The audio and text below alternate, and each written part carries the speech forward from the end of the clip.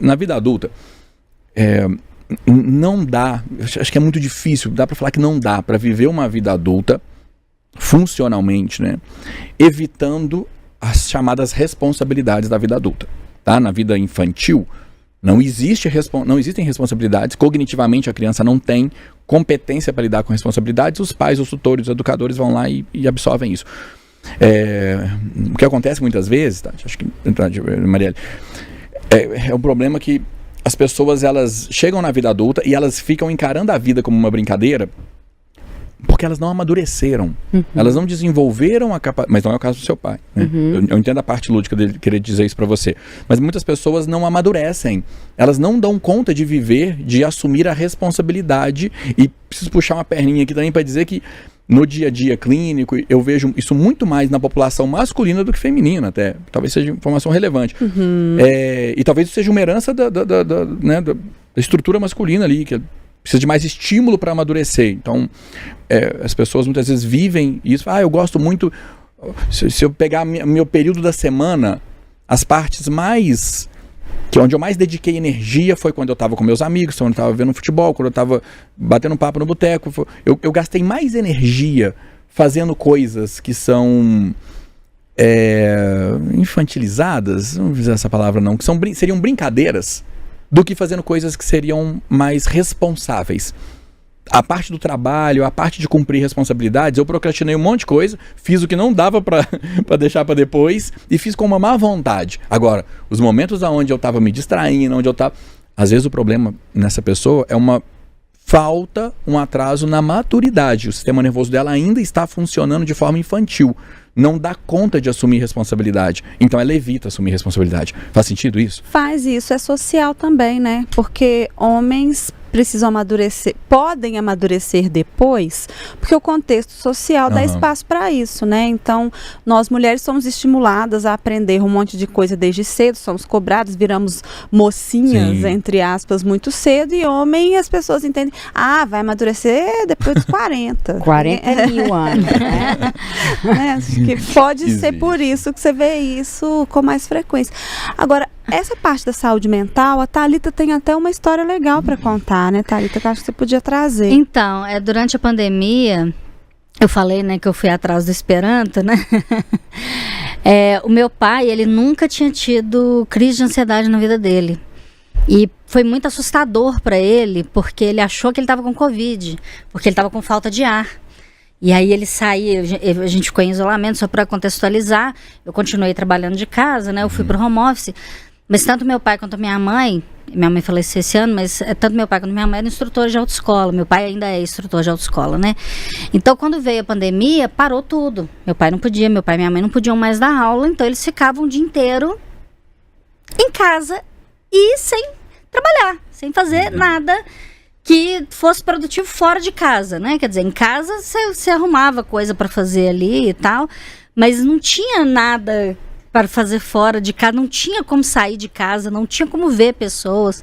Meu pai é uma pessoa extremamente sociável, né? Ele é uma pessoa assim que faz amizade em todos os lugares que ele vai. Então meu pai estava em pânico e aí não demorou muito meu pai ter crise de ansiedade. E aí a gente chegou a levá-lo ao hospital 2 vezes, porque ele achou que estava com falta de ar por causa de Covid, E aí assim, uma cena que é muito clara na minha cabeça, meu pai saía na varanda e fazia assim... O ar não está chegando, sabe? A gente comprou um umidificador de ar, né? Porque achou que podia melhorar alguma coisa assim. E aí, enfim, no fim era tudo ansiedade. E aí a gente teve que arrumar alguma coisa para ele se distrair. E aí ele foi colorir. A gente foi na banca e compramos umas revistinhas para ele colorir.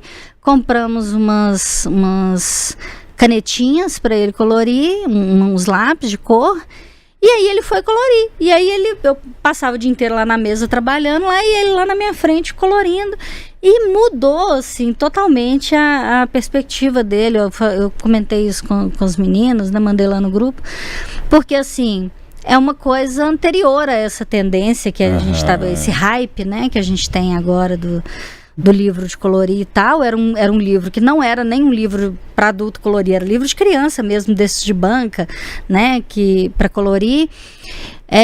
Mas que ajudou muito ele na época, né? Foi, gente, que homem lindo, né? Pra quem tá só ouvindo, né? Tem uma imagem do pai da Thalita ali, ó. Ai, gente, olha isso, colorindo. Esses lápis dele eu achei bem. Adoro. Também conhecido como o homem mais lindo do mundo. Esse aí. Não, meu pai. Meu pai. Agora, tinha um comentário ali na tela que tem muito a ver com essa história. Eu acho que é interessante a trazer esse comentário, mas o Rafael Cunha fala que hoje, gente, ter a companhia das cores como forma de se expressar é conseguir dar aos momentos de relaxamento, e não somente a esses, o colorido que talvez gostaríamos de ter. Se expressar é fundamental. Então, acho que tudo aqui entra nesse mesmo bolo, né? Queria que você comentasse um pouco isso, sobre a importância desse colorido para tirar essa dor no peito de quem está começando a ter uma questão de saúde mental. Aí a gente entra nessa categoria de distração emocional. Isso é um mercado. A distração emocional. Descobriram isso muito antes da gente e mantêm isso camuflado. Eu diria, inclusive, que livros de colorir só não são tão populares quanto o Instagram, porque não dá para fazer propaganda neles.